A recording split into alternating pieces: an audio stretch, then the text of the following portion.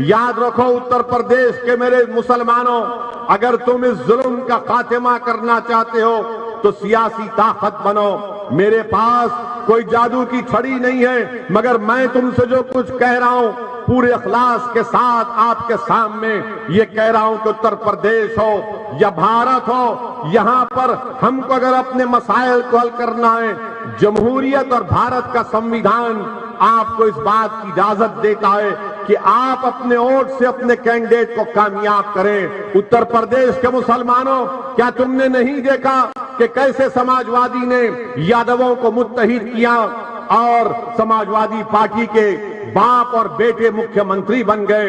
उत्तर प्रदेश के मुसलमानों, क्या आपने नहीं देखा कि कैसे कांशीराम ने अपनी जिंदगी को अपने दलित समाज को उठाने के लिए लगा दी?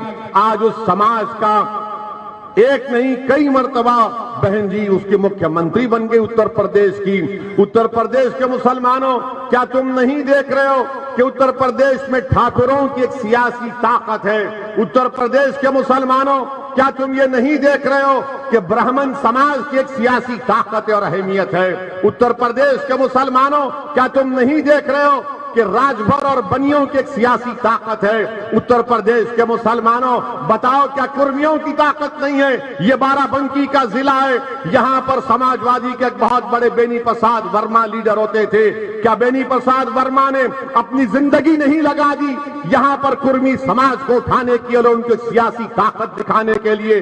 बताओ उत्तर प्रदेश के मुसलमानों, तुम 19% हो और उसके बावजूद भी ना तुम्हारी वोट की अहमियत, ना तुम्हारी जान की कीमत, ना तुम्हारे मसाइल का हल, ना नौजवानों के लिए रोजगार का कोई मसला। पुलिस का जुल्म होता है तो कोई आवाज नहीं उठाता। उत्तर प्रदेश के मुसलमानों, अगर ये तमाम मसाइल की आपको शिकायत है तो मेरी आपसे गुजारिश है कि मर्ज का इलाज हमारे पास है।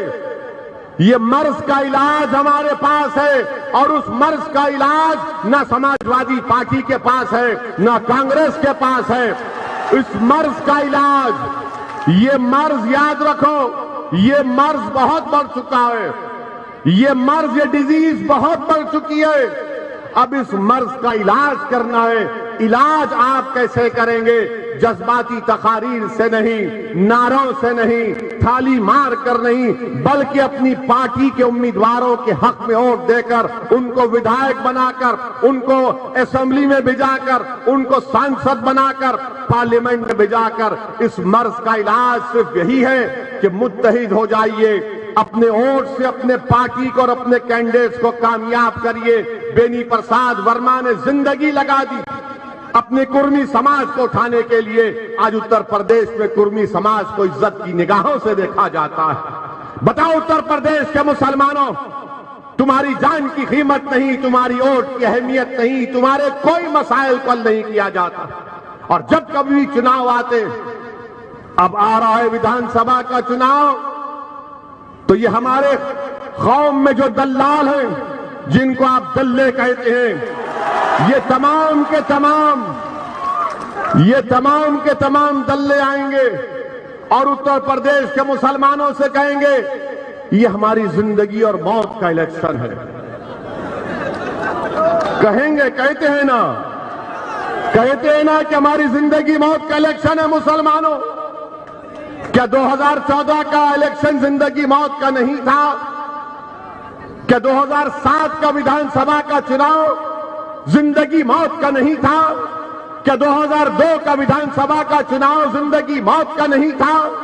क्या 2017 का चुनाव जिंदगी मौत का नहीं था? क्या 2019 का चुनाव जिंदगी मौत का नहीं था? याद रखो उत्तर प्रदेश के मुसलमानों, मेरी बात तुमको कड़वी लगती होगी, मगर सच्चाई को बयान कर रहा हूं इसलिए कड़वी लगती होगी। सच्चाई यह है कि कुर्मी समाज से कोई जाकर नहीं कहता कि अगर तुम कुर्मी कैंडिडेट को वोट नहीं दोगे तो जिंदगी और मौत का मामला हो जाएगा।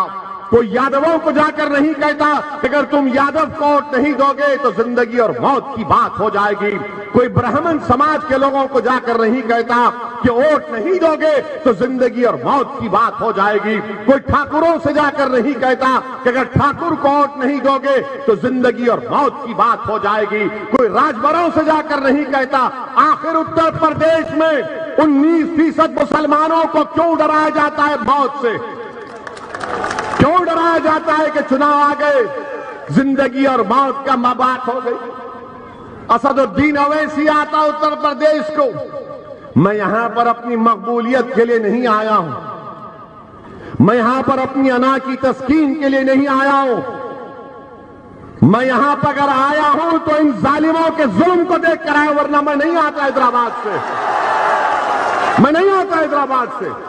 और आपसे वादा कर रहा हूं कि अल्लाह सुब्हाना व तआला जब तक मुझे जिंदा रखेगा, मैं उत्तर प्रदेश में आता रहूंगा, चुनाव लड़ता रहूंगा और आपकी आवाज को, आपके मसाइल को उठाता रहूंगा।